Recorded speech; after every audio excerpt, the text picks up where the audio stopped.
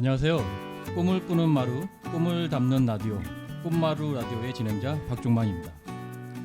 꿈마루 라디오는 발달장애 아이를 키우는 부모들이 모여서 진행하는 라디오입니다. 올해 우리 꿈마루 라디오를 좀 더 풍성한 이야기로 채워보려고 다양한 주제를 가지고 관련된 분들을 초대해 궁금했던 이야기를 나누는 꿈마루 인터뷰, 꿈마루 톡톡이라는 새로운 코너를 만들었습니다. 이 시간을 통해 지역 발달장애인과 가족들의 일상, 생각, 꿈과 희망을 함께 이야기하는 시간이 되길 기대하며 2025년 꿈마루 라디오 꿈마루 톡톡의 첫 번째 이야기를 시작하겠습니다. 꿈을 꾸는 마루, 꿈을 담는 라디오 꿈마루 라디오의 꿈마루 톡톡.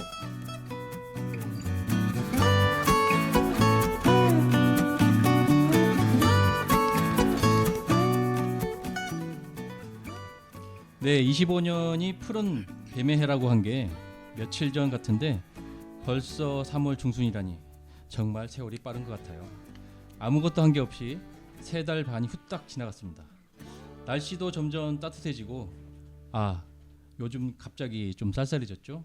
아이들 개학으로 다들 분주하게 보내셨을 것 같은데 아이를 키우다 보니 매해의 시작이 3월이 기준이 되는 것 같아요. 입학, 새학년, 새학기, 아이들이 가장 큰 변화를 겪는 3월에는 아이도 부모도 긴장과 설레임이 함께하는 시기인 것 같아요. 그런데 모두가 3월이 설레임으로 시작되지는 않습니다. 우리 발달장애인 아이들 중 학년기 졸업을 하고 이제 막 성인이 된 친구들은 다른 비장애인 친구들이 대학 진학을 하거나 취업을 하면서 더 큰 세상으로 나아가 사회의 구성으로 인정하는 시기이지만 우리 아이들은 오히려 졸업하면서 갈 곳이 없어지죠. 26년 완공 목표로 익산시에도 발달장애인 평생학습관 설립이 추진 중인데 오늘 꿈마루 톡톡은 익산시 발달장애인 평생학습관 추진에 대한 이야기입니다. 오늘의 주제를 준비하면서 이런 글을 읽었습니다. 발달장애 학생의 졸업식은 어떠한가? 취업과 진학은 단지 꿈이며 심지어 보호센터의 부족으로 집에만 있어야 하는 발달장애인 학생들에게 졸업은 세상과의 단절이다. 교육의 단절이고 사회적 고립이다. 발달장애인의 졸업은 당사자에게도 부모님에게도 선생님에게도 가슴 아픈 졸업식이다. 나의 아들은 28살 자폐 청년이고 나는 발달장애인 평생 공교육을 추창하는 활동가이다. 정신은 유아기이나 몸은 번듯한 청년으로 성장해가는 아들을 보며 차라리 몸도 크지 말길 기도했다. 어느덧 나는 발달장애인에 위한 활동가가 되어 있었다. 전국적으로 17만 명의 발달장애인의 학년기 이후의 삶은 대부분 가정에서 고립된다. 정부에서 위탁되고 있는 생활거주시설이나 주간보호센터를 다닐 수 있다면 그나마 형편이 나은 편이다. 심지어 중증의 발달장애인은 갈 곳이 없다. 여러 가지 핑계를 들지만 결국은 힘들다는 이유로 거절당한다. 2019년 1월 22일 전라 매일신문에 실린 군산 발달장애인 자립추진위원회 송영숙 대표님의 컬럼의 일부입니다. 이 글을 읽으면서 졸업을 1년 앞둔 제 아이가 생각났습니다. 제 큰아들은 발달장애를 가지고 있으며 올해 고등학교 3학년인데요. 내년이면 졸업을 하게 되고 졸업 이후에 갈 데가 없어서 고민인데 우리 발달장애인 부모님에게도 선택의 폭이 넓어서 갈 데 없는 고민이 아닌 어디를 갈까? 갈 데가 많아서 고민을 해봤으면 좋겠습니다. 고민과 걱정이 많지만 그래도 기쁜 소식이 우리 익산에 발달장애인 평생학습관이 곧 지어진다는 소식에 작은 희망을 걸어보겠습니다. 익산시 발달장애인 평생학습관 추진에 관한 이야기를 나눠보려고 모신 첫 번째 손님은 앞에 잠깐 읽어드린 컬럼을 쓰신 군산 발달장애인 자립추진위원회 송영숙 대표님입니다. 송영숙 대표님을 모시고 우리 국내 유일의 시직영 발달장애인 평생학습관이 만들어진 과정, 운영에 관한 이야기를 나눠보려고 합니다. 그리고 저와 함께 진행도 함께 해주시면서 익산시에서 추진 중인 평생 학습 관련 하여 함께 이야기 나눠주실 전국 장애인 부모 연대 익산지회 윤정희 님도 모셨습니다.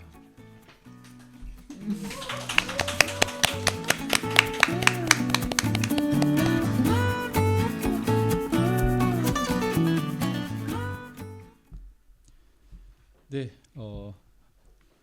오픈이 좀 길었는데요. 네, 오늘 두 분 모셨는데 인사 간단히 좀 부탁 좀 드리겠습니다. 네. 안녕하세요. 저는 전국 장애인 부모연대 익산시지회 활동을 하고 있는 윤정희라고 합니다. 물론 아시는 분도 아시겠지만 이제 꿈마을 활동을 열심히 하고 있습니다.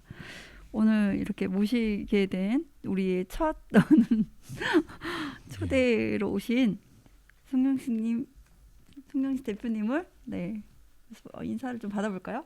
네. 안녕하세요. 먼저 이렇게 귀한 자리에 초대를 해주시고 제가 많이 부족한데 이렇게 또 환대를 해주셔서 또 우리 사회자님께서 너무 또 저를 띄워주셔서 고맙습니다. 저는 군산에서 온 발달 장애인 자립 추진위원회 지금은 전 대표입니다. 이전까지 대표를 했었고요. 전 대표로 있는 송영숙입니다. 그리고 제 아이는 지금 올해로 34살 최중증 자폐성 장애인입니다. 안녕하세요. 반갑습니다. 네, 반갑습니다. 네, 그리고 오늘 그 음향에는 그 어민철님께서 함께 해주시겠습니다.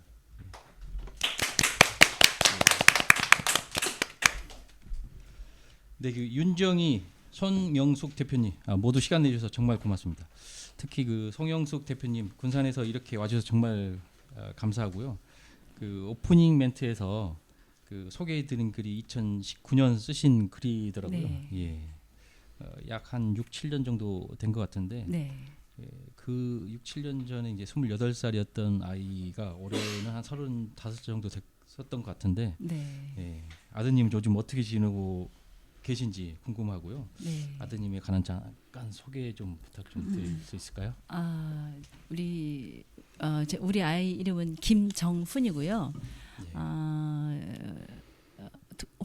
아호는 도아입니다. 그래서 도아는 낙서하는 아이라는 뜻인데 뭐 짐작하시겠지만 낙서를 잘하는 우리 아들 그러니까 도아 김정훈입니다. 네, 한 좋은 선생님을 만나서 한 10년 전부터 우리 아이가 그림을 그리기 시작을 했는데요. 그 그림이 요즘은 좀 뭔가 결과를 만들어내는 그런 그 요즘을 지내고 있는 것 같습니다. 정훈이 작품 중에는 그 행복한 자폐인이라는 작품이 있습니다. 네. 지금 현재 근대역사 박물관 군산의 근대역사 박물관의 시민 갤러리에서 지금 2달간 전시를 하고 있는데요. 거기에도 지금 걸려 있어요.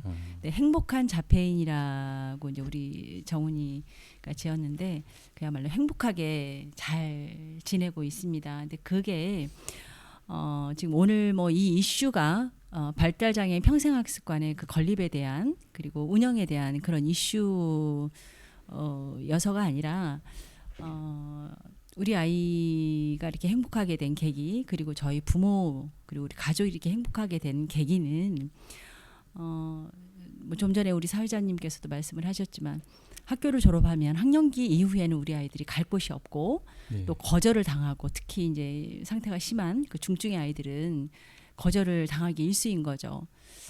그런데 우리 정훈이는 군산에 살고 있기 때문에 그런 거에서 많이 놓여놨습니다. 군산시 발달장애인 평생학습관을 다니면서 아주 다양한 프로그램도 하고 있고 굉장히 행복하게 잘 지내고 있습니다. 그래서 아이가 고등학교 졸업하고 전공과 졸업하고 또 여러분들도 그러시겠지만 이게 얼마나 이 졸업이라는 게 지금 3월은 입학의 계절이기도 하지만 졸업의 계절이거든요.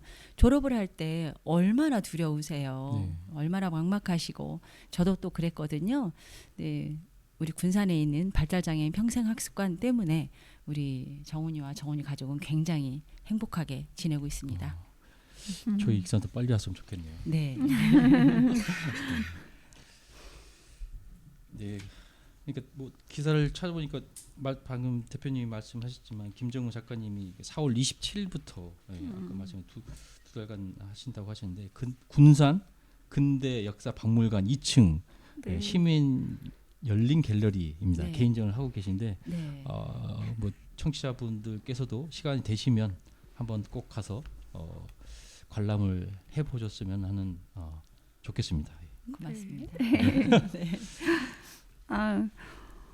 이렇게 정훈 씨가 이렇게 멋진 화가로 자리를 잡는 것 자체가 진짜 너무 멋있는 일인 것 같아요. 쉽게 오지 않는 일일 텐데 이렇게 저는 일단은 아까 그 근대역사박물관 2층에 있는 갤러리 개인전을 일단 먼저 다녀왔습니다.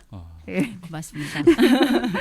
저희가 이제 방학 활동을 하면서 꿈마루 활동에서 이제 지역 사회 통합 프로그램을 하는데 어쩌면 그 기간 안에 다녀오는 게 적절하겠다라고 해서 원래 다른 계획을 좀 바꿔서 군산 여행처럼 갔다 왔는데 너무 의미가 있었습니다. 그 역사박물관을 그 안에 이제 그 갤러리가 있어서 어쩌면은 이제 역사박물관을 둘러보면서 그 안에 코너처럼 둘러보기도 하고 그래서 그냥 따로 놓치지 않고 잘 다녀오는 부분으로 세팅돼 있고 그리고 작품성도 예전에 제가 그 평생학습관 네. 갔을 때 걸려 있는 걸 봤거든요. 네. 한 8년 전인가요? 네. 네, 그때 이제 그때 작품들을 본 거랑 지금 처음 본 것 같아요. 네. 작품이 너무 근사해지는 느낌? 아유, 감사합니다. 제가 이제 예술성은 별로 없어서 네, 근데 이제 고맙습니다. 너무 멋있게 성장하셨구나라는 생각이 들었고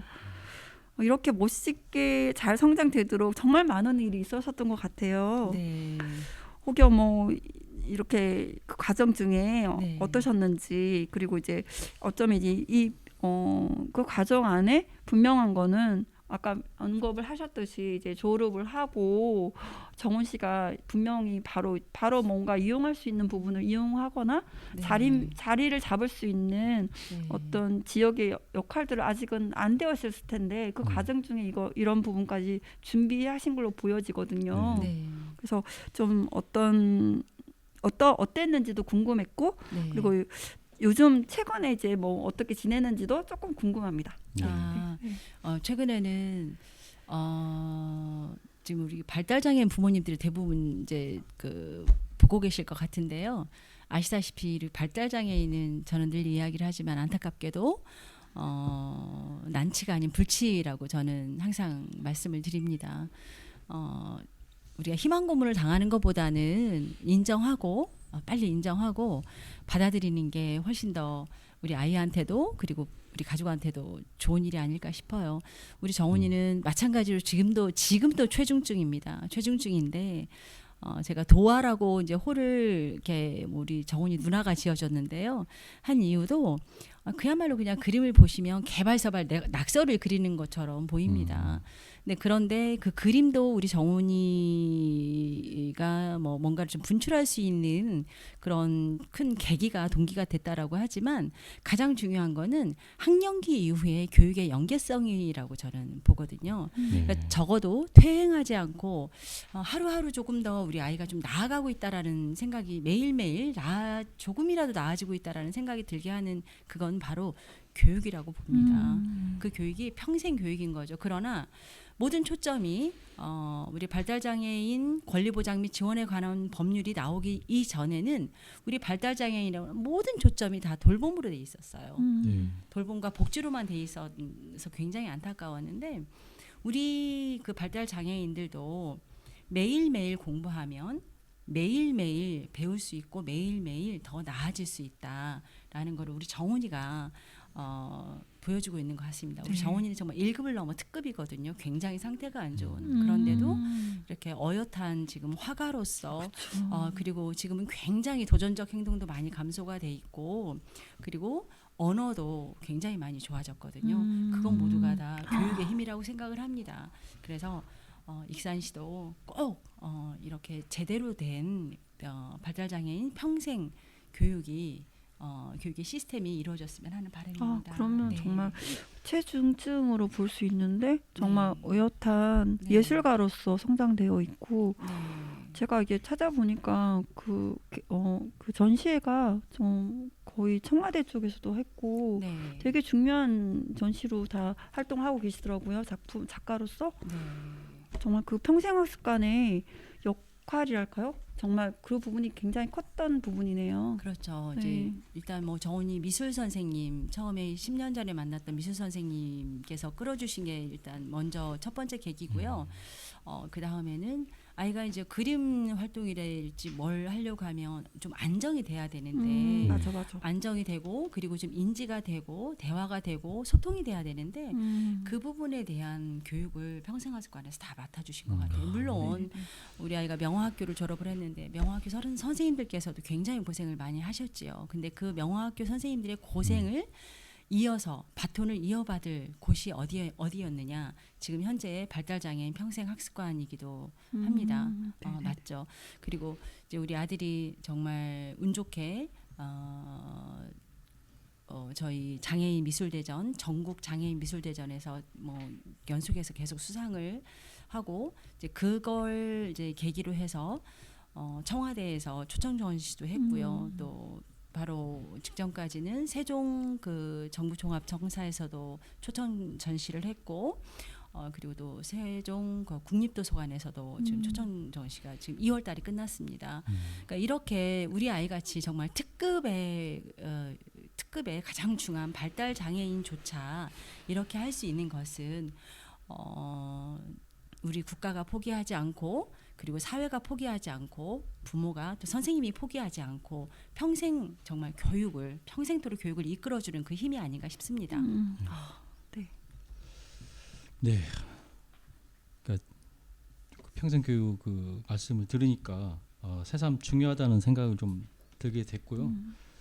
그 정우 씨 같이 이제 성인 발달 장애에 위한 그 평생 교육 기관이 정말 필요하다는 생각이 절실하다는 생각 그리고 익산에 더 빨리 좀 했었으면 하는 생각을 새삼 좀 들고요. 저희 익산에서 빨리 이제 평생 학교가 생겨서 많은 이제 발달 장애인에게 도움이 되었으면 하는 바람입니다. 그런데 이제 발달 장애인 평생학습관에 대한 우리 부모님들도 전혀 모르거나 막연히 알고 있는 것 같은데 발달 장애인 평생학습관에 대해서 자세한 이야기를 발달 장애인의 성지라고 하죠. 우리 발달 장애인 평생학습관의 롤 모델. 전국에서 유일하잖아요. 시지경. 맞아요. 그 유명한 우리 군산시 발달 평생학습관을 중심으로 이제 나눠 보도록 하겠습니다. 대표님께서 이제 발달 장애인 평생학습관이 만들어지게 된 배경. 과 이제 군산시 평생학습관은 어떤 곳인지 좀 소개 좀 부탁 좀 드리겠습니다. 그 배경이라고 하면 아마 익산시 부모님들도 그리고 또 전국에 계신 우리 발달장애인 부모님들도 한 마음이라고 저는 생각을 합니다. 최중증은 최중증대로 또 경증은 경증대로 또 중간 단계인 중증은 중증대로의 각각의 필요한 교육이 있고 각각의 필요한 그 인생의 계획이 있거든요. 우리 아이들의. 그런데 특히나 최중증은 최중증으로 분류되는 우리 발달 장애인들은 굉장히 좀 독특하잖아요. 그러니까 교육도 독특하고 또 교육을 제공할 수 있는 인력도 굉장히 한정적으로 독특하고 그래서 굳이 발달 장애인 평생학습관으로 나눈 이유는 그런 독특한 이유 때문이거든요. 우리 아이들의 교육은 정말 다르죠. 지체장애인과 다르고 시각장애인과 다르고 청각장애인과 다르고 완전히 달라요. 우리 발달장애인에 대한 교육은.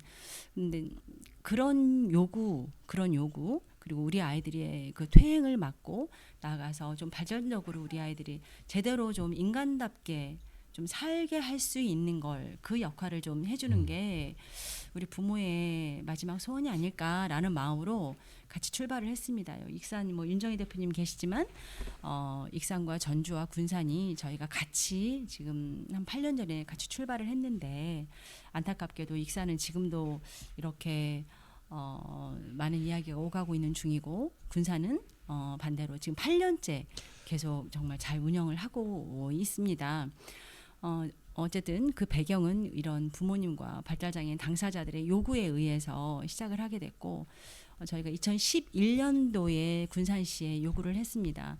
물론 그 이전에는 사실 교육은 저희는 교육부나 교육청에서 해야 된다라는 생각입니다. 지금도 저는 그건 변함이 없습니다. 그래서 전라북도 교육청에 수년간 문을 두드렸지만 답이 없었고요. 그래서 그 차선책으로 군산시 그리고 전주시, 익산시에 문을 계속 두드리게 됐는데 가장 먼저 응답을 해준 건 군산시였고요.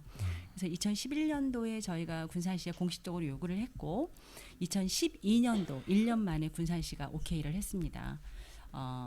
그럼 발달장애인 평생학습관 너무 필요하고 한번 만들어보자라고 해서 군산시 그 장애인 체육관과 그리고 군산시 발달장애인 평생학습관을 그러니까 하나의 건물로 만들어서 2018년도에 개관을 하게 됩니다. 그래서 2018년도 6월부터 시범 사업을 6개월 동안 했고요.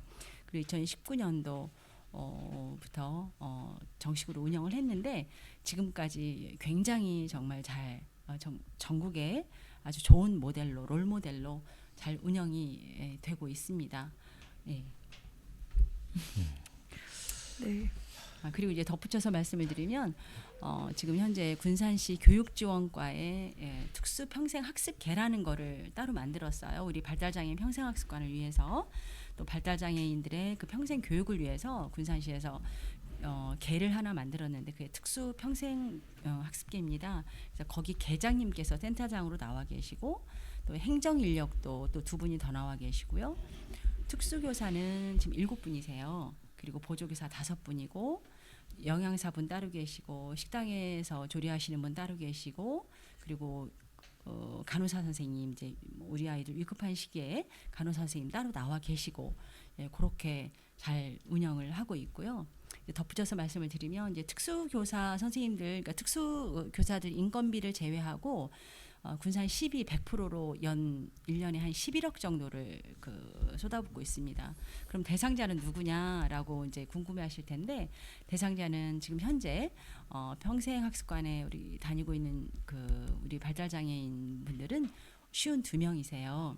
52명에 근데 52명이면 지금 어마어마하게 지금 선생님들도 많고 또 이 선생님들만 계신 게 아니고 강사분이 또 계세요. 강사분들이 30분 정도가 또 같이 우리 수업을 담당을 해주고 계십니다. 그러니까 지금 엄청 거의 1대1이 넘는 거죠. 예, 보면. 근데 이것뿐만이 아니라 지금 가장 가슴 아픈 제가 장애인들도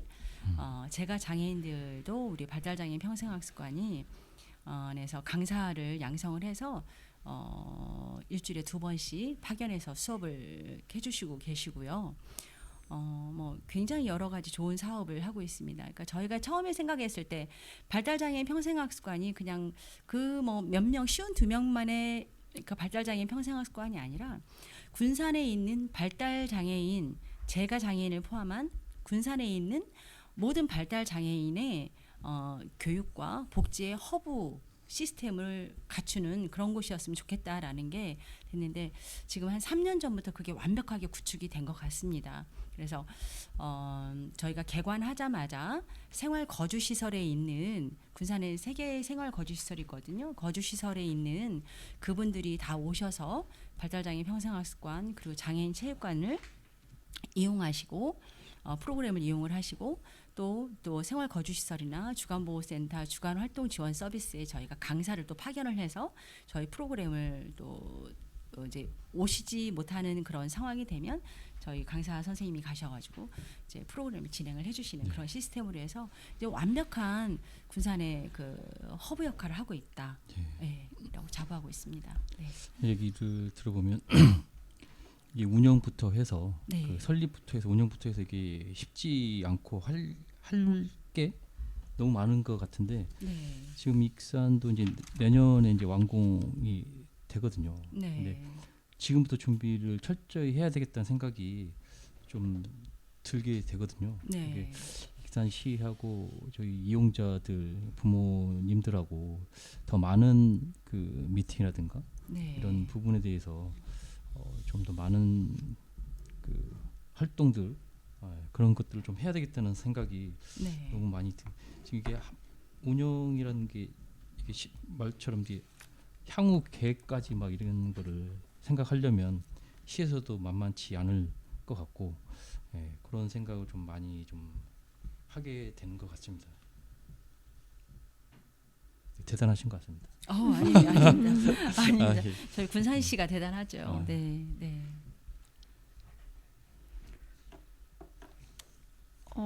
그러면 네. 지금 이제 전반적으로 지금 이제 약간의 간단하게도 이렇게 진행되는 것을 짚어주셨는데 네. 어쩌면은 체육관이랑 평생학습관이 같이 이게 설립이 된 건 굉장히 좋은 시너지가 됐던 것 같아요. 맞습니다. 네. 네. 왜냐하면 발달 장애인에게 운동은 뗄래야 뗄 수 없는 맞습니다. 부분인데 네. 오히려 학습관 이용하면서 이 위에 있는 체육관들을 같이 이용한다면 굉장히 효과적인 프로그램을 진행할 수 있지 않을까, 담아낼 수 있지 않을까라는 생각이 들었습니다. 네, 처음에 이제 진행하고자 했던 이제 이번에 제가 질문을 드리고 싶은 거는 프로그램 관련인데요. 네. 분명한 거는 처음 시작할 때 담아내고자 했던 프로그램과 네. 이제 진행하면서 이제 구축을 해가는 부분의 과정들을 분명히 짚어보셨을 거고 8년을 지났다면 굉장히 지금 아까 중간에 말씀하셨듯이 3년 전부터는 굉장히 좀 그런 뭐 약간 약간 규모 면에서도 적절하게 좀 다져진 것 같다고 이제 좀 저는 보이거든요. 네.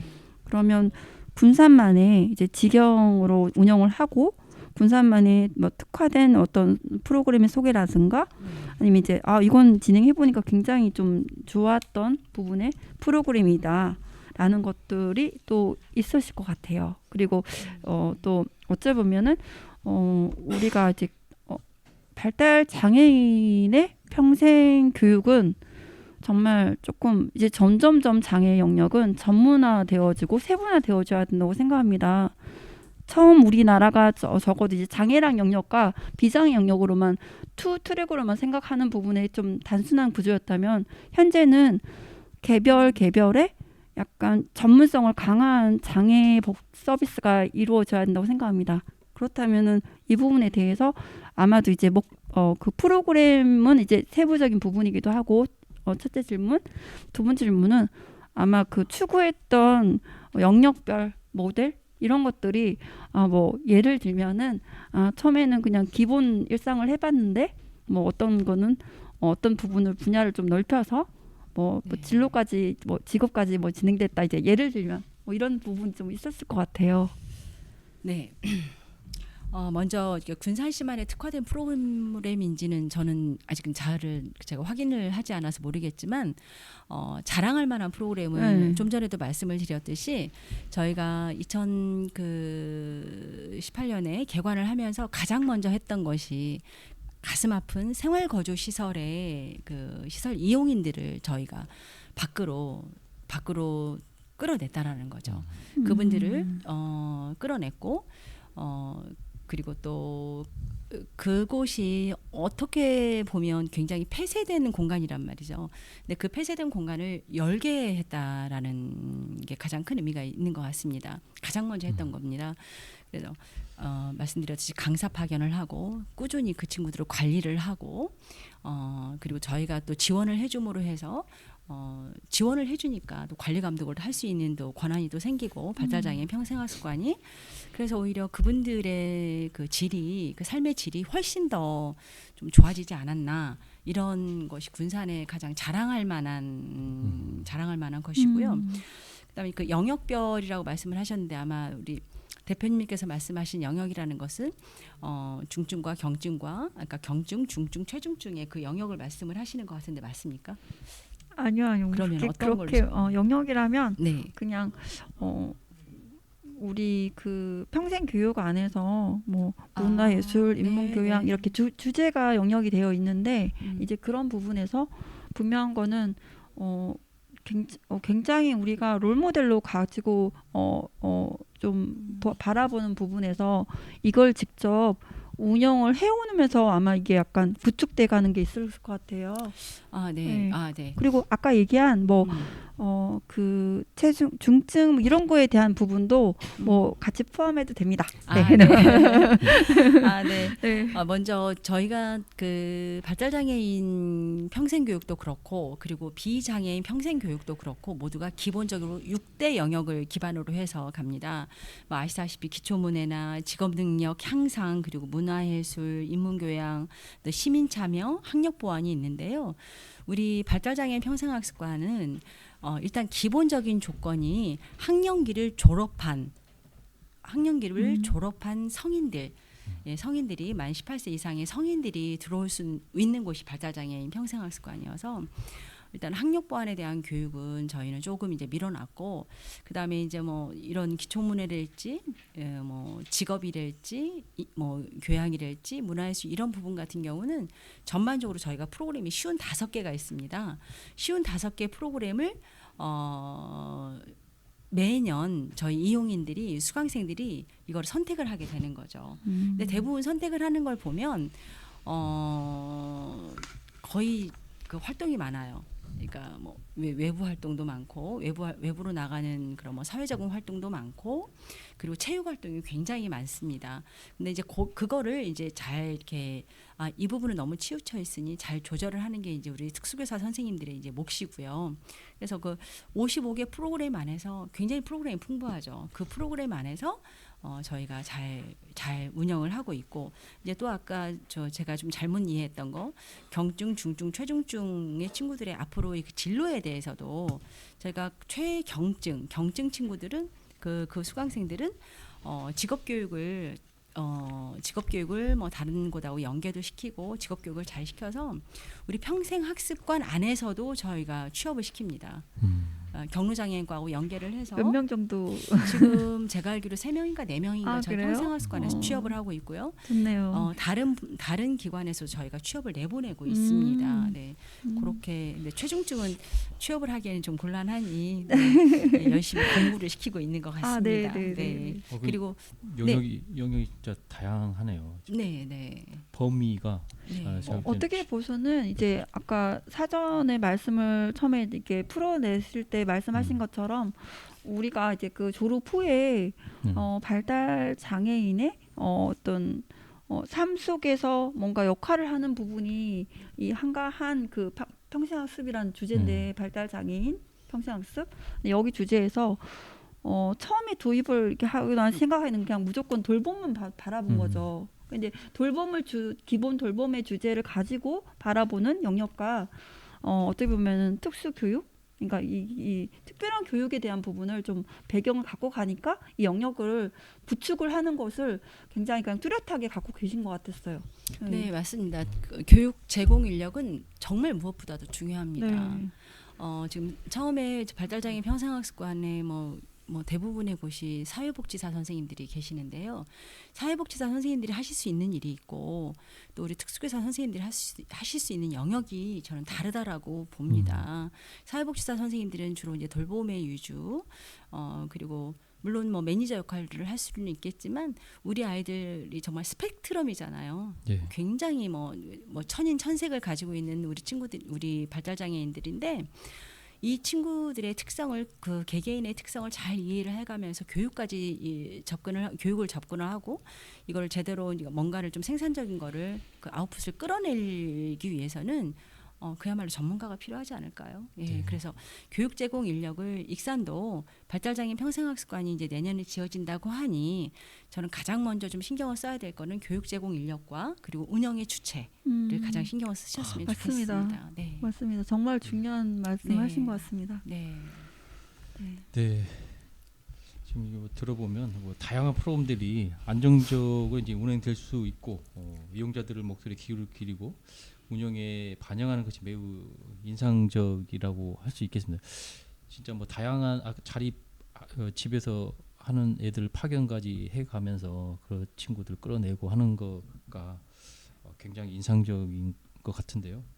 이렇게 되기까지 무엇보다 학습관 준비 과정부터 이제 지역 발달 장애인 부모님들 분들의 이제 다양한 목소리를 지속적으로 모으고 시와 논의하는 과정 이게 쉽진 않았을 거라고 생각을 들거든요. 네. 지금까지 운영해오면서 이제 학습관이 만들어지는 과정하고 그 과정에서 크고 작은 문제점이나 이제 어려움들이 없었는지 네.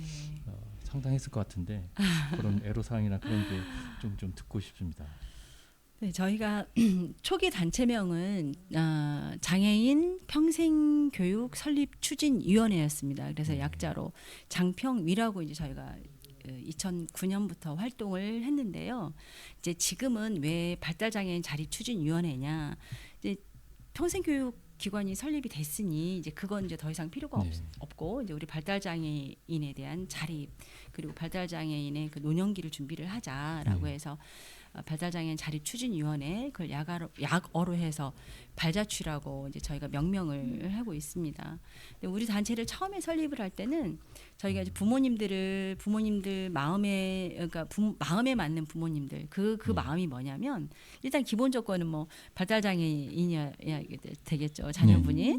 그리고 가장 기본 조건은 우리가 평생학습관을 만들면 그거는 무조건 공교육으로 가야 되는 거를 합의하는 거였어요. 그래서 그분들만 저희가 다 모인 게 저희가 장평위였고요. 그래서 근데 아까도 말씀을 드렸지만 교육청이나 뭐 교육부에 끊임없이 요구를 했는데도 그게 무산이 됐고 그다음에 지자체에서 지자체 이야기를 할 때도 저희는 정말 처음부터 끝까지 가장 먼저 신경을 쓴 게 그거 하나였습니다. 하드웨어는 중요하지 않다. 그냥 어디 그냥 뭐 조그만 골방이라도 좋으니 그 운영 주체는 무조건 정부여야 된다. 지방 정부든 뭐 중앙 정부든 정부여야 된다. 이것만 저희가 주장을 했어요. 그런데 정말 그 우리 군산시 저 이전 시장님이나 지금 현 시장님이나 그리고 공무원분들이 너무너무 정말 훌륭하신 게 잘 들으셨거든요. 잘 듣고 이해하시고 오히려 저희가 생각했던 것보다 훨씬 더 크게 만들어주시고 설계준비위원회에서부터 위원회를 구성을 했는데 그때부터 저희를 들어오게 했어요. 그래서 아이들의 문 색깔 그리고 우리 발달장애인들한테 어떤 게 필요하고 어떤 돌발 상황에서 어떻게 하면 좋은지 이거를 계속 들어서 설계만 한 1년 반 정도가 걸린 것 같아요. 계속 수정하면서. 그래서 이렇게 했는데 근데 사실 이 과정에서 애로사항이라고 하면 이거였어요. 아마 익산시 같은 경우도 이런 애로가 저는 있는 걸로 알고 있습니다. 저는 평생교육은 지금 그 평생교육과가 있거든요. 그러니까 다른 지자체 보면 평생교육과라고 하기도 하고 교육지원과라고 하기도 하고 어쨌든 교육에 관한 그러니까 어쨌든 그 뭐 지자체하고 또 교육청하고 이렇게 협조해야 되는 게 있어요. 뭐 방과후 교실이랄지 이런 걸 지자체에서도 협조도 하고 해야 되기 때문에 교육에 대한 그 주목과가 있습니다. 그러면 지금 평생교육 즉 비장애인에 대한 평생교육은 우리 군산시로 말하면 이전에 인재양성과 지금 현재 교육지원과거든요. 즉 교육을 맡은 부서에서 주목과로 하고 있는데 왜 발달장애인의 평생교육은 복지지원과 지금의 경로장애인과죠.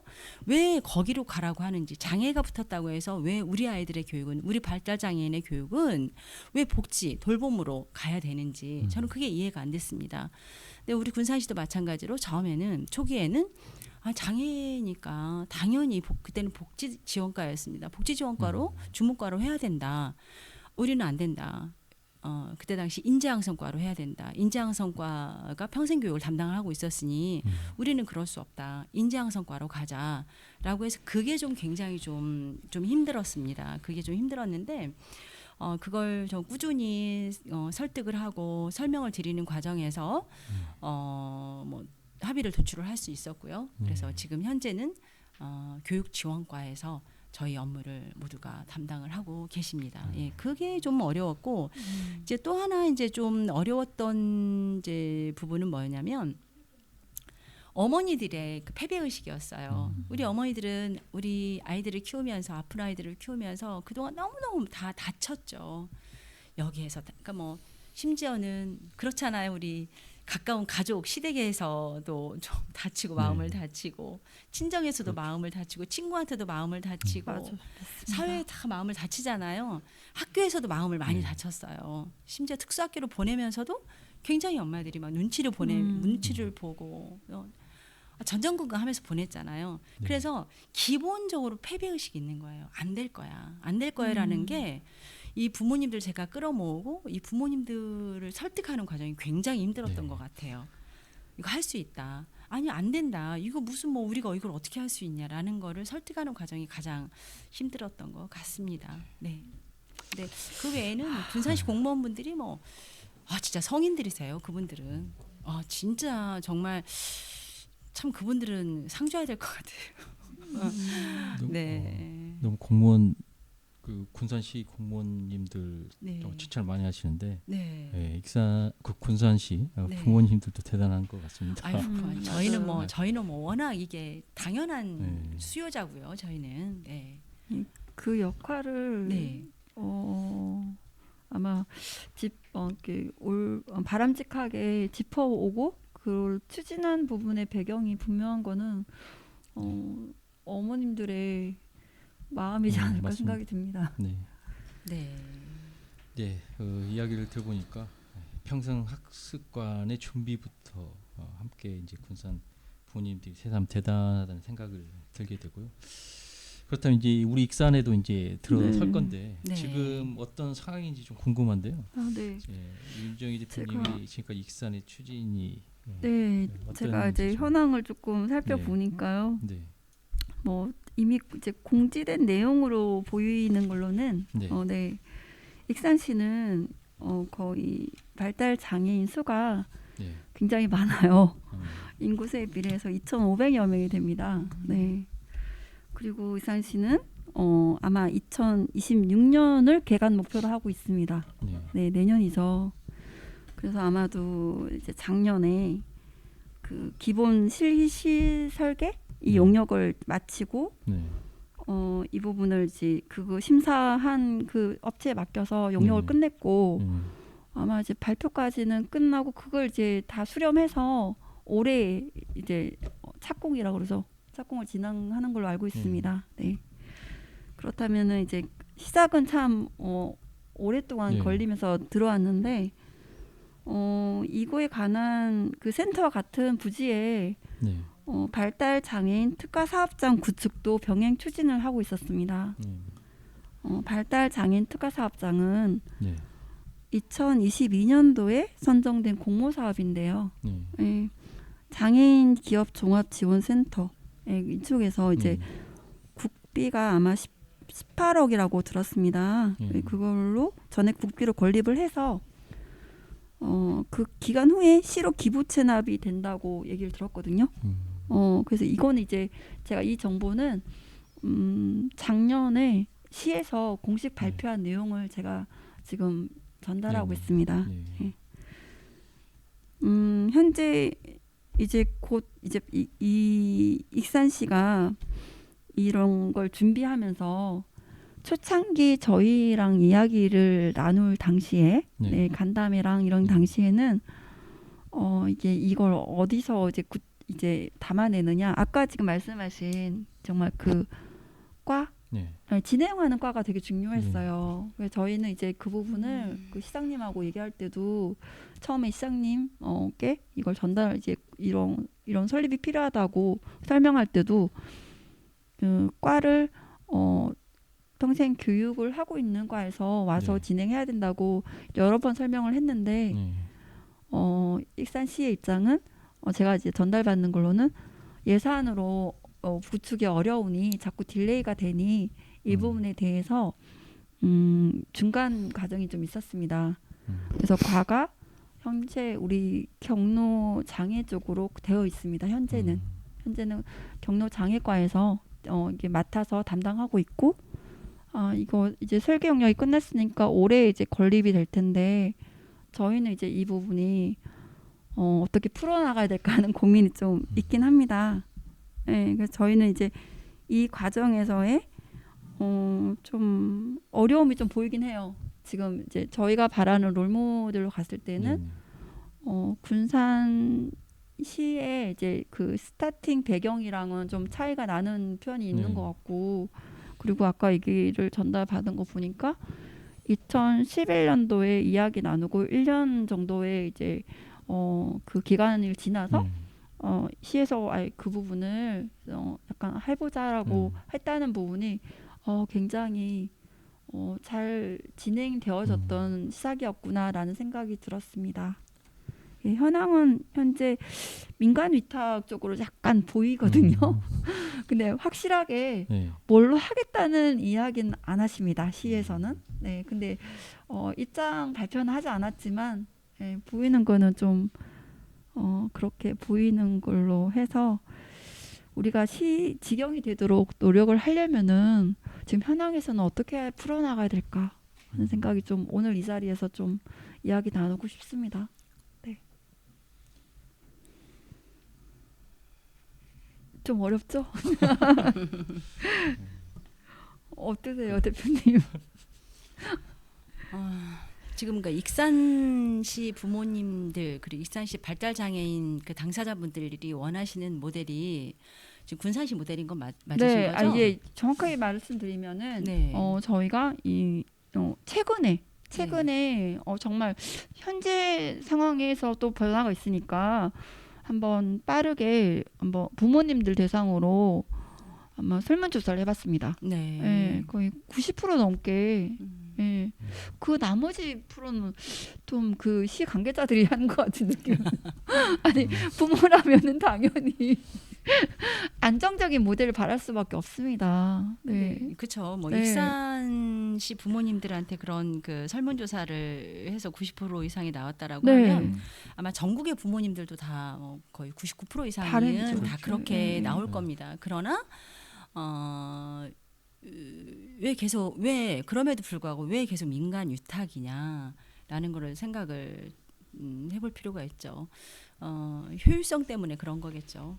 그리고 책임 때문에 그런 거라고 저는 생각합니다. 그러니까 좀 오해를 하지, 그러니까 민간 위탁 그 기관을 하고 계신 분들께서 위탁 기관을 하고 계시는 뭐 여러 단체들이 있죠. 단체도 있고 기관도 있으신데 그분들이 오해를 하지 않으셨으면 좋겠어요. 그러니까 군산이나 그러니까 저희 부모님들이 발달장애인 부모님들이 민간 위탁은 싫다가 아니고 민간 위탁보다는 공교육이 좋다라는 겁니다. 즉 맞아요. 민간 위탁 기관을 공격하는 게 아니에요. 맞아요. 저희는 공격의 개념으로 받아들이시면 절대 안 됩니다. 저희한테 두 가지가 있어요. 민간 위탁으로 갈래, 공교육으로 갈래 하면 저희는 당연히 어디입니까? 공교육으로 가는 거죠. 그거인 거지 민간 위탁 기관을 뭐 폄훼하거나 공격하는 게 절대 저희는 아닙니다. 우리 아이들은 왜 그러냐면요. 아시다시피 우리 아이들은 특성상 말을 전하지를 못해요. 대화도 못하고 뭐 어떤 그 정말 불합리한 경우를 당해도 이걸 제대로 우리가 알 수가 없어요. 부모님들이 알 수가 없고 또 이제 성인이 되고 저희들은 또 늙어가고 하는 과정에서 스스로를 지킬 수가 없는 상황이란 말이죠.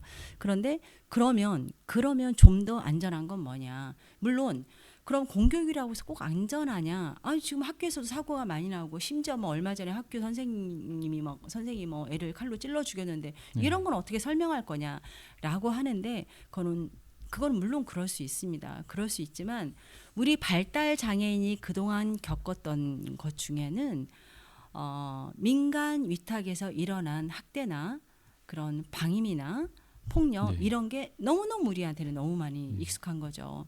공교육, 발달장애인 평생학습관 공교육 안 해봤잖아요. 근데 군산이 해봤잖아요. 8년 해봤잖아요. 그런데 이런 사건 하나도 없었잖아요. 너무너무 좋고 그리고 설령 이런 사건이 똑같이 일어난다라고 했을 때 저는 그렇거든요. 제가 어떤 A라는 행동을 했을 때 A라는 행동을 하려고 의사결정을 했을 때 여기에서 들어오는 다른 나한테 그러니까 부정적인 요인들이 100이라고 보고 또 B라는 행동, 또 A라는 행동을 봤을 때 어디에서는 또 200이라고 봐요. 그러면은 어떤 걸 택할까요? 내가 꼭 이걸 행동을 해 100을 택하겠죠. 그렇잖아요. 이게 민간위탁과 공교육의 차이입니다. 공교육은요 공무원들이 하기 때문에 이 사람들은 책임이 굉장히 무거워요. 민간위탁은 사실 그렇잖아요. 저희가 제대로 이게 무슨 일이 있어도 제대로 CCTV도 제대로 볼 수도 없고 제대로 사실 얘기를 할 수도 없어요. 왜냐하면 쫓겨날까봐. 근데 우리 군산시 평생학습관을 발달장애인 평생학습관을 보면은요 정말 요만한 일이 있어도 모두가 다 오픈이 돼 있어요. 공무원들의 책임, 자기들 이게 옷 벗어야 되잖아요. 이게 무슨 문제가 생기면 아예 그런 문제를 만들지를 않아요. 그렇다면 복지부동이냐? 또 그건 또 아니에요. 특수교사 선생님들이 임기제거든요. 2+3으로 해서 2년 하고 3년 더 재계약하는 임기제입니다. 보조 선생님들도 1년씩 재계약을 하세요. 그러니 이분들은 또 공무원하고 또 마인드가 또 다르세요. 그러니까 우리는 여러 개의 눈이 있다라는 말인 거죠. 그리고 또 여기에 굉장히 최중증의 아이들은 활동 보조 선생님들이 지원사 선생님들이 같이 들어오시거든요. 그러니까 외부의 눈이 굉장히 많고 아까 말씀드렸듯이 강사 선생님들이 굉장히 많으시잖아요. 그분들이 또 오셔서 다 보시는 거예요. 그러니까 완전히 열려 있는 공간인 거죠. 그래서 더 안전하다. 그러니까 다시 말씀드리지만 민간위탁 정말 선의의 민간위탁 기관도 굉장히 많으시죠. 우리 아이들이 거기서 수혜도 많이 받았죠. 하지만 두 개가 있다라고 하면 우리는 교육은 무조건 공교육으로 해달라는 겁니다. 그러니까 오해 안 하셨으면 좋겠어요. 공격 아닙니다. 네, 네, 맞습니다. 잘 짚어주셨은 것 같습니다.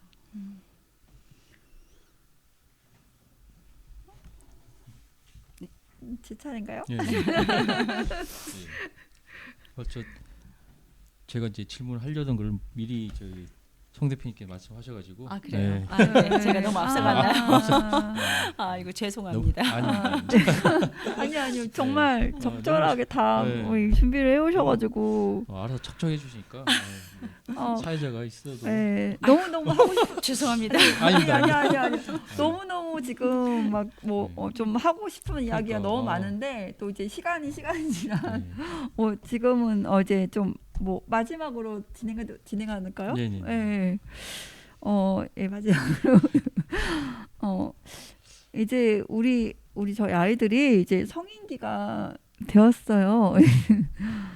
성인기 발달 장애인을 위해 사회가 또 어떤 고민들을 좀 해야 될까 하는 것과 선배로서 활동가로서의 분명한 생각들이 분명히 계실 것 같은데, 사회가 어떤 고민을 해야 되는지 대표님의 생각이 궁금합니다. 사회의 고민이라고 하면 저는 그랬어요. 저는 이제 이게 굉장히 종교적인 발언인데요. 저는 제 종교는 천주교입니다. 캐톨릭이고요. 제가 아주 존경하는 젊은 신부님이 저희 본당 신부님이 계세요. 네, 사실 오늘도 우리 정훈이를 데리고 성당 미사를 드리러 갔는데 참 마음 아프게 중간에 좀 나왔습니다. 제대로 적응을 못해서 나왔는데 제가 신부님께 좀 건의를 했어요. 아니 좀 마음 편하게 우리 성당에 가면 유아방이 있는데 유아방처럼 우리 장애인 방도 좀 하나 만들어 주셔라. 그러면 거기서 내가 마음 편하게 우리 애들 데리고 그냥 미사 드리고 마음 편하게 하면 좋겠다라고 말씀을 드렸더니 신부님께서 아니 그걸 왜 만들어요? 그러더라고요. 그래서 제가 너무 황당했어요. 아니 그걸 제가 말씀을 드렸잖아요. 그랬더니 그거 자체가 차별이죠. 아니 이 친구들이 사실 유아방도 없애고 싶다라고 하세요. 그분이. 아니 이거 자체가 차별이죠. 여기 와서 경건하게 기도할 수 있죠. 기도하실 수 있는 그분들은 또 기도를 하는 거고 우리는 우리 아이들 데리고 와서 우리 아이들대로 나름대로 또 기도를 하는 거고 그걸 왜 방해라고 생각하는 사람이 문제인 거지. 그렇게 말씀을 하시더라고요. 근데도 저는 한동안 냉담을 하다가 그분의 말씀을 듣고 제가 그럼 요구를 했어요. 사실 그전 성당에서 우리 신자분들이 자꾸 이렇게 눈치를 줘가지고 제가 못 나갔거든요. 그러면 신부님, 우리 신자분들한테 좀 말씀을 먼저 해주세요라고 했는데 미리 말씀을 다 해놓으신 것 같아요. 우리 아들이 별걸 다 해도 막 소리를 지르고 해도 누구 하나 돌아보시는 분이 안 계세요. 네. 사회가 바라는 거 이런 사회인 거죠. 우리 아이들이 마트에 갔을 때, 목욕탕에 갔을 때, 그리고 무슨 대중교통을 이용을 할 때 사실 우리는 이렇게 누가 이렇게 와서 이렇게 이 시선이 칼날이거든요. 그쵸? 안 봐줬으면 좋겠어요. 그냥 안 봐주고 그냥 무심했으면 좋겠어요. 우리가 도와달라고 하면 우리가 누구한테 도와달라고 청하겠죠. 그랬으면 좋겠는데 자꾸 이렇게 막 보고 이렇게 그러면 그게 그렇게 너무 힘들어요. 근데 우리 지금 저는 성당에서 제 스스로 그냥 우리 아이가 너무 띵깡이 심해가지고 데리고 나왔는데 그럼에도 아무도 안 보세요. 연세도 굉장히 많으신 분이 계신데 이런 사회가 돼야 되지 않나 이런 걸 제가 바라고 있고요. 또 하나는 이제 시스템적으로 보면 이미 이제 탈시설이 뭐 다 정착이 됐죠. 그래서 지금 한 시설에 30명 이상은 이제 못 들어가는데요. 그렇다고 시설을 확대하는 게 아니고 지금은 그룹홈이나 그다음에 자립홈이나 소규모 자립홈 그리고 뭐 최중증, 중증의 그 통합 돌봄 서비스 이걸 지금 하고 있는데 그게 좀 정착이 좀 됐으면 좋겠어요. 그래서 우리 아이들이 결국에는 지금 성인기를 넘어서 노년기로 가고 있는데 특히나 우리 아이들 노년기는 빨리 찾아오죠. 그 노년기 때 우리 아이들이 정말 우리 집처럼 쉴 수 있는 집, 홈 그걸 좀 안정된 그런 집을 만드는 게 제 꿈이고 지금 그걸 또 하고 있습니다. 예, 그러면 저희가 우리 아이들보다 하루 늦게 아니 하루 빨리 하루라도 빨리 빠른 거죠. 빨리 죽어도 괜찮지 않을까요? 네, 우리의 소원이 좀 바뀌지 않을까요? 네, 그런 생각을 합니다. 네, 알겠습니다. 네, 오늘 저희 많은 말씀 저희가 이제 익산시에도 이제 평상습관 이제 설립이 되는데 많은 생각과 많은 도움이 된 것 같고요. 좀 더 향후에도 더 많은 조언이 좀 필요할 거는 같습니다. 네. 감사하고요. 그리고 오늘 이 자리에 다른 분들도 와 계십니다. 네. 오늘 이제 꿈마루 라디오에 함께해 주신 부모님들이 계신데요. 궁금하신 부분이나 다른 또 의견도 있을 것 같은데요. 우리 송 대표님한테 이제 질문하시고 싶은 얘기가 있으시면 좀 받아보고 대답을 좀 하는 시간을 좀 가져보도록 하겠습니다. 안녕하세요. 저희 아이는 이제 22살 남자아이고 지적 장애가 있어요. 근데 대표님 말씀 너무 잘 들어서 그래서 익산도 빨리 발달 평생교육센터가 빨리 생겼으면 좋겠습니다. 제 질문은 저희 아이는 고등학교 졸업하고 졸업 후에 아까 이제 서두에도 말씀하셨지만 걱정을 정말 많이 했어요. 대학 진학은 다른 주변에서 그냥 얼굴만 보고 대학을 갈 수 있지 않을까 하는 생각을 한 부모 입장은 정말 정반대. 저희 아이는 안대가 먼저 나오게 되더라고요. 근데 그리고 이제 전공과도 알아봤는데 전공과도 이제 못 갈 상황이 돼서 이제 지금은 주간센터 다니고 있고요. 제 질문은 주간센터 지금 잘 다니고는 있지만 정말 시에서 직영으로 운영을 한다면 양질의 서비스, 전문적인 교육, 아까 말씀해 주셨듯이 특수교사가 붙는 정말 고등학교를 졸업한 후에도 특수교사가 붙는 그런 교육을 받고 싶거든요. 근데 이게 시 운영을 한다면 예산이 좀 많이 들 거라 생각을 해요. 근데 그러면 이제 예산 걱정도 막상 시 직영으로 운영을 한다면 예산도 걱정을 많이 할 것 같아서 군사는 어떤 방식으로 시 운영이나 도 운영 그런 예산 확보를 어떤 식으로 했는지 그런 게 궁금합니다. 네. 아이고 22살 전공과를 못 갔네요. 아이고 얼마나 지금 주간활동 지원 서비스 센터 이용하고 계시는 거예요? 네네. 지금 가장 중요한 게 특수교사가 발달장애인 평생학습관의 교육 제공 인력으로 배치가 됐으면 좋겠다라는 말씀이시잖아요. 근데 이거는 사실 저희 군산 같은 경우 특수교사 한 분으로 시작을 했어요. 한 분으로 시작을 해서 물론 그때는 시범 사업이었기 때문에 우리 수강생들이 8명 정도밖에 안 됐거든요. 근데 저희는 평생교육법에 근거해서 했기 때문에 교사 한 명당 7에서 8명까지는 저희가 할 수가 있었어요. 그래서 평생 그 특수교사 한 분이 이제 8명으로 6개월간 하다가 이제 그 다음에 이제 좀 더 많이 뽑고 좀 더 많이 뽑고 해서 지금 현재는 7분이 계신데 저는 익산이 어렵지 않을 거라고 보는 게요. 일단 군산은 이게 정말 39개 그 발달장애 평생교육센터 학습관 중에 유일하게 지금 시지경이잖아요. 그러니까 선험적인 모델이고 아무 모델이 없었고 그러니까 그 불모지에서 무에서 유로 가야 되는 거기 때문에 어려웠는데 익산은 그냥 군산이 있잖아요.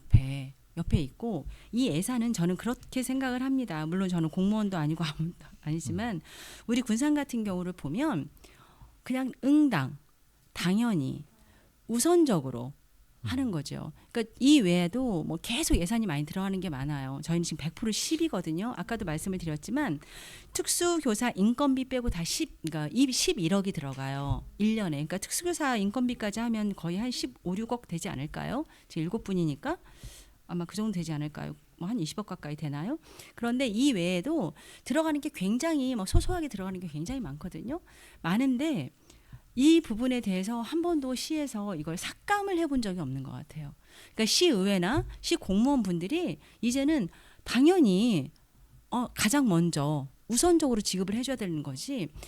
이게 우리가 파이가 이게 이렇게 한정된 파이가 있는데 가장 먼저 누구한테 줘야 될까요? 배고픈 사람한테 먼저 줘야 되는데 이게 이 사람이 더 배고프냐 배고프지 않느냐라고 하는 거는 누가 판단을 하느냐. 집행부가 판단을 하거든요.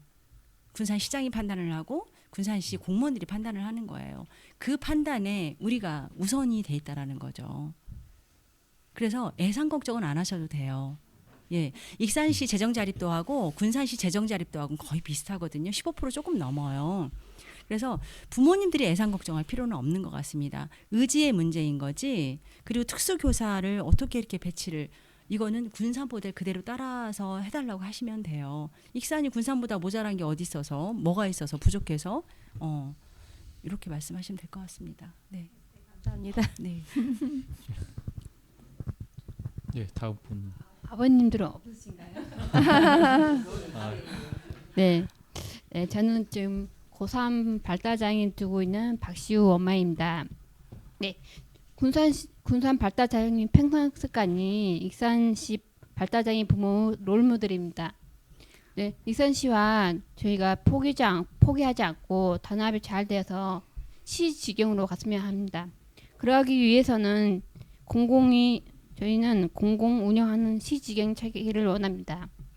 그러기 위해서는 익산시가 어떠한 방식으로 가야 하는지 저는 그게 더 궁금하고요. 네. 네, 그렇습니다. 아, 네. 먼저 우리 군산시가 롤 모델이라고 하셔서 저희가 참 굉장히 막 뿜뿜합니다. 고맙습니다. 고맙습니다. 제가 뭐 직전에도 말씀을 드렸지만 공공운영 체계는 모든 부모님들이 바라시는 것 같아요. 네, 뭐 익산뿐만이 아니고 전국의 모든 부모님들이 바라시는 것 같고 뭐 익산에서 90% 이상이 그랬고 저희도 뭐 마찬가지고 그런데 다만 이제 유정자들이 이거를 선택을 안 해주는 게 가장 큰 문제인 거고요. 네. 그래서 익산시를 어떻게 하면 설득할 수 있느냐 아마 이걸 말씀을 하시는 것 같아요. 근데 제가 아까도 사담으로 잠깐 말씀을 드렸지만 이분들은 저희가 지체장애인이나 기타 장애인들에 대해서 잘 저희가 정보가 없고 모르듯이 이분들은 발달장애인을 아마 마라톤 정도로만 생각을 하실 것 같아요. 그 형진이 나오는 마라톤 정도 아니면 레인맨 정도 이 정도로만 생각을 하실 것 같아요. 서번트 뭐 이런 뭐 그리고 아니면 요즘은 뭐죠? 그 변호사 우영우 이 정도로만 생각을 하실 것 같아요. 이 외에도 저희가 지금 사실 그 친구들만 해도 그렇게 걱정을 별로 안 하는데 우리가 걱정을 하는 건 지금 우리 애들이잖아요. 지금 현실에 있는 우리 애들 우리 발달장애는 3급까지밖에 없거든요. 이전에 3급. 그러니까 1, 2, 3급이에요. 지금 뭐 심한 장애인 뭐 이렇게 나누지만 그러면 3급까지는 중증이라는 거죠. 우리 애들은 다 중증이에요. 근데 이 중증에 대한 이해도가 부족하면 부모님들이 설명을 해주셨으면 좋겠어요. 그리고 익산시는 좀 안타까운 게 자주 부모님들하고 대화를 하실 수 있는 창구를 정기적으로 만드시면 좋겠다. 그래서 부모들이 무엇을 요구하는지 좀 경청하셨으면 좋겠는데 그 이전에 포럼에서도 제가 저번 달인가요? 그 포럼에서도 말씀을 좀 드렸듯이 익산시가 좀 귀를 열고 과연 수요자는 빵을 원하는데 자꾸 밥을 주면 안 되잖아요. 빵을 원하면 빵을 주면 되거든요. 그럼 만족도는 100%거든요. 근데 왜 자꾸 밥을 주려고 하는지를 모르겠다. 수요자는 고기를 원하는데 자꾸 채소만 먹으래. 이건 아니거든요. 이건 폭력입니다. 우리 아이들이 이용을 하는 거잖아요. 우리 발달장애인 당사자가 수요자가 원하는데 그걸 당연히 들어줘야 되는 거는 맞고요. 그러나 이 과정에서 설득과 설명하는 과정에서 이제 부탁을 드리고 싶은 거는 공무원분들이 제대로 이해가 안 되셨으면 분명히 이해를 시키시고 설득을 시키시는 그런 그 조용한 작업이 있으면 좋겠고 아까 설계가 지금 다 완성이 돼가지고 착공을 했다는데 설계 단계에서 지금 부모님들의 의견이 얼마나 많이 반영이 돼 있는지는 저도 사실 잘 모르겠습니다. 군산시 같은 경우는 설계를 하면서부터 설계준비위원회에서부터 저희들을 다 불렀거든요. 그래서 계속 이거를 수정하고 해서 이제 그야말로 저희가 원하는 모델로 만들었습니다. 그러니까 이렇게 서로 대화할 수 있는 장을 정기적으로 좀 만들었으면 좋겠고요. 또 하나 좀 아쉬운 점은 저번 포럼 때도 말씀을 드렸지만 이건 주무과는 굉장히 중요합니다. 주무과는 경로장애인과에서 교육지원과도 여기 있죠. 교육지원과로 분명히 바꿔야 되는 게 맞습니다. 그리고 이제 나머지 아까 뭐 저희가 찾아가는 재가장애인 서비스랄지 그다음에 또 저희가 또 우리 장애인들 이렇게 옹기종기라고 해서 장애인들끼리 한 5명만 모이면 저희가 강사 파견을 무료로 해주는 게 있어요. 이제 경증 친구들을 대상으로 한 거죠. 그런 프로그램 같은 경우는 저희가 국비 장애인 평생 교육 도시 사업에 선정이 돼서 군산이 제일 먼저 선정이 됐습니다. 선정이 돼서 그 국비로 저희가 충당을 하고 있습니다. 그러나 발달장애인 평생학습관에 대한 부분은 100% 시비를 하고 있으니 익산시에 뭐 요구를 하셔도 전혀 무리가 없어요. 군산이 하고 있는데요. 네, 이상입니다. 네, 다음 질문 있나요? 아버님이 하시는군요. 네.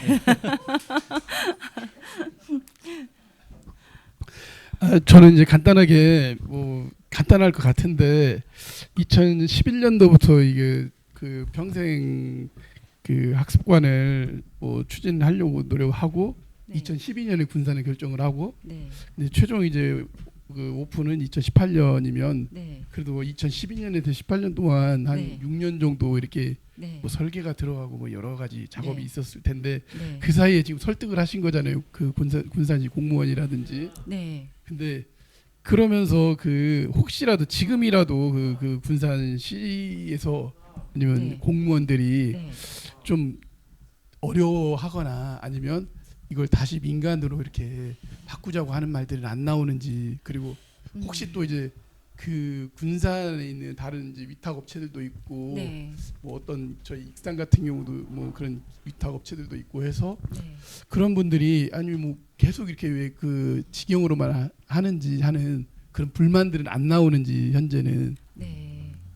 굉장히 지금 민감하고 어려운 질문을 해주셨어요. 이게 방송인데. 네, 맞습니다. 저희라고 왜 그런 어려움이 없었겠습니까? 그러나 이제 제가 결론적으로 말씀을 드리면 군산시 공무원들의 생각은 처음부터 지금까지 이걸 위탁으로 줘야겠다는 생각은 단 한 번도 한 적이 없는 것 같습니다. 그러니까 공무원들의 이렇게 자리 이동을 보면 짧게는 1년 반, 2년 계속 움직이시거든요. 근데 그렇게 많은 그 공무원분들이 과장님, 계장님, 뭐 주무관님 다 바뀌셨지만 그분들 입에서 한 번도 이거 위탁으로 가야 된다라는 말씀을 저는 드린 적이 없고요. 다만 한 번 군산시 의회에서 이제는 이거 뭐 한 3년 정도 하고 나니까 이거 이제 세팅이 됐으니 위탁을 줘도 되지 않겠냐. 이거 너무 뭐 이게 효율성이 없다. 뭐 이렇게 얘기를 한 적은 있어요. 그런데 그 효율성이 없다라는 것이 이제 좀 어폐가 있었던 것이 저희는 1년에 한 번씩 저희 그 수강생들을 모집을 합니다. 1년에 한 번씩 모집을 해서 아침 10시부터 이제 그 오픈런을 하죠. 그래서 저희가 52명 수강생을 모집을 하는데 그 52명이 사실은 지금 다 안 차요. 한 50명 이 정도밖에 안 오거든요. 근데 그럼에도 이제 아무튼 오픈런을 하기는 해요. 그러니까 왜 그 시의원 말은 왜 매번 똑같은 수강생이 매번 니네만 특혜를 받냐. 그리고 이거 너무 돈이 많이 들어가니 위탁기관에 주자라는 그런 주장이었어요. 근데 그럼에도 이제 그분은 저희가 좀 많이 싸웠는데요. 그때 딱 한 번 싸운 거 외에는 그 뒤로는 뭐 저희가 그 우리 공무원들도 그러고 저희도 그러고 다 설명을 했죠. 아니 매년 그 공고를 해서 매년 그 아이들을 그 우리 수강생들을 새로 모집을 하는데 기회는 균등하다. 이미 기회는 균등해진 거잖아요. 기회는 균등하고 그리고 그러면 왜 이거밖에 안 모이냐라고 하면 군산의 주간활동지원 서비스 같은 경우는 지금 굉장히 많아요. 그러니까 제가 이거를 그러니까 저희 단체가 이걸 하면서 주장을 했던 게 뭐냐면 발달장애인 평생학습관에서 교육을 받고 싶은 친구들이 있고 이거 수요자의 니즈입니다. 친구가 있고 또는 주간보호센터에서 나는 그냥 편히 그냥 쉬고 싶어. 나는 이거를 원하는 그 친구들이 있고 또는 주간활동 지원 서비스에 가서 막 좀 돌아다니면서 좀 이렇게 하고 싶어. 이런 친구들이 있고 난 생활거주시설 지금 못 들어가지만 그래도 좀 거기 좀 자리 있으면 들어가서 그냥 나 좀 거의 내 집처럼 쉬고 싶어. 이런 다양한 욕구를 다 충족을 시키고 싶었어요. 그러니까 우리 아들이 고등학교 때만 해도 사실 정말 그냥 선착순 0번, 1번이었는데도 우리 아이가 상태가 심하니까 거절당했거든요. 근데 지금은 우리 군산시 같은 경우는 그냥 정말 다 열려 있어요. 굉장히 수가 많거든요. 주간활동 지원 서비스도 많고 주간보호센터도 있고 하니까 다 열려 있거든요. 그러니까 거기에 맞게 그냥 가는 거죠. 주간활동 지원 서비스 같은 경우는 지금 거의 무료이거든요. 그러니까 거기 무료로 갈 친구들은 가는 거고 저희는 또 수강료가 있으니까 또 거기에 맞게 또 올 사람도 오는 거고 보호센터는 또 보호센터로 가는 거고 우리 아들 고등학교 때까지만 해도 너무너무 암담했는데 아까 우리 사회자님께서 처음에 말씀하신 것처럼 제가 칼럼에 쓴 것처럼 진짜 어디든지 보낼 수 있으면 좋겠다. 그러면 정말 행복하겠다. 이런 곳이 군산이 된 거죠. 네. 그래서 지금은 그렇게 뭐 위탁 이런 얘기는 전혀 안 나오고 있고요. 오히려 군산시만의 이런 허브로서 발달장애인의 허브로서 잘 역할을 수행하고 있는 것 같습니다. 네. 네, 안녕하십니까. 네.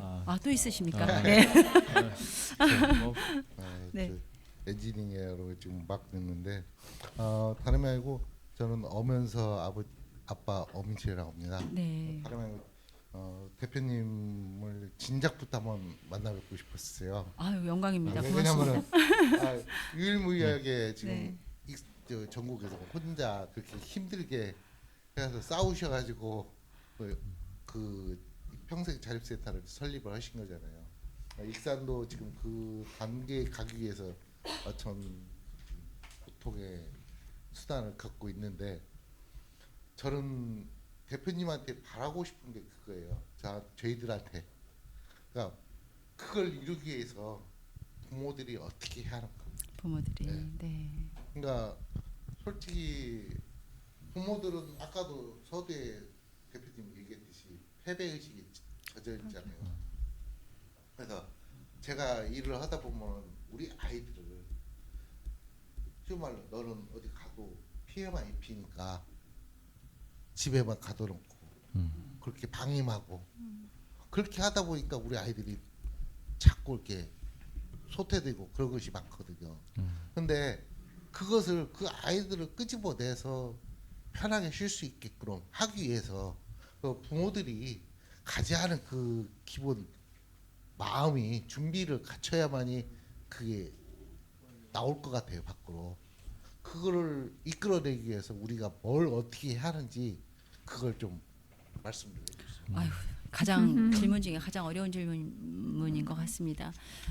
저를 비롯해서 우리 발달 장애인 가장 힘든 장애인 발달 장애인을 또 발달 장애 아를 키우는 부모님들은 모두가 다 정말 대단하시죠. 다 보살이시고 다 부처시고 정말 대단하시고 대단한 존경을 받아 마땅한 부모님들이라고 저는 생각을 합니다. 그럼에도 이렇게 말씀하셨듯이 그냥 아이를 집에다 혼자 놔두고 문 잠궈놓고 나갈 수밖에 없는 이런 현실들이 굉장히 안타까운데요. 이제 그런 걸 이제 폭력이라고 하지요. 네, 혹시 뭐 통계에서 보셨는지 모르겠지만 우리 발달 장애인에 대한 폭력이 가장 많이 일어나고 있는 곳이 가정입니다. 근데 우리 어떤 부모가 우리 아이한테 폭력을 행사하고 싶겠습니까? 사회 구조상 이런 거거든요. 특히 우리 아이들이 성인이 될수록 나이가 들어갈수록 이런 경우는 이런 빈도수는 훨씬 더 많아진다라고 생각합니다. 그래서 이 사회 시스템을 전반적으로 바꿔야 되는데요. 사실 부모님들이 바꿀 건 없어요. 사회 구조가 바뀌어야 되는 게 맞고, 다만 그럼에도 불구하고 부모님들께 바라고 싶은 것은 죄송합니다. 군산 자랑 같지만 저희 군산시 우리 이전 장평위 장애인 평생교육 설립 추진위원회 우리 멤버들처럼 지금의 발달장애인 자립 추진위원회 우리 회원분들처럼 그렇게 한 마음으로 한 곳을 보고 한 마음으로 동요하지 않고 합심해서 가는 마음이 가장 중요하지 않을까 싶습니다. 네. 감사합니다. 네. 질문 이제 없으시죠? 네. 질문은 여기까지 받고요. 네, 군산은 이제 전국적으로 이제 유일하게 계속 좀 말씀드리는데 발달 장애인 평생 학습관을 직영으로 훌륭히 지금까지 건 8년 정도 잘 운영하고 있는데요.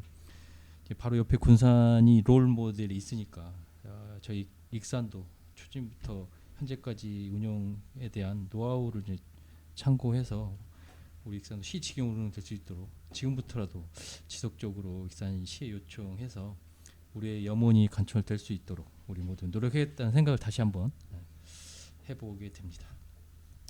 네, 오늘 이 자리를 빛내주신 모든 분들께 감사하다는 인사를 드립니다. 군산에서 이제 먼 길 와주신 성영숙 대표님 와주셔서 정말 감사하고요. 고맙습니다. 고맙습니다. 함께해 주신 우리 익산 장애인 부모연대 엄마 아빠들도 고맙다는 말씀을 다시 한번 드리겠습니다.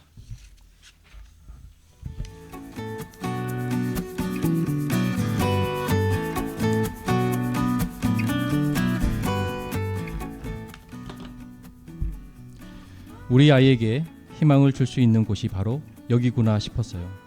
매일 눈물로 밤을 지새웠지만 이제는 조금씩 변하는 아이를 보며 눈물보다는 웃어줄 수 있는 용기가 생기는 것 같아요.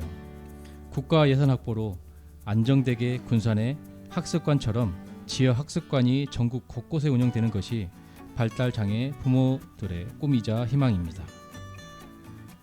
군산 발달장애인 평생학습관을 이용하는 부모님들의 이야기, 이제 저희 익산에서도 이런 이야기를 하는 날이 오길 손꼽아 기다리며 다음 이 시간에 또 다른 이야기로 찾아뵙겠습니다. 지금까지 저는 꿈을 꾸는 마루, 꿈을 담는 라디오 꿈마루 라디오의 박중만이었습니다. 함께해 주셔서 정말 감사합니다.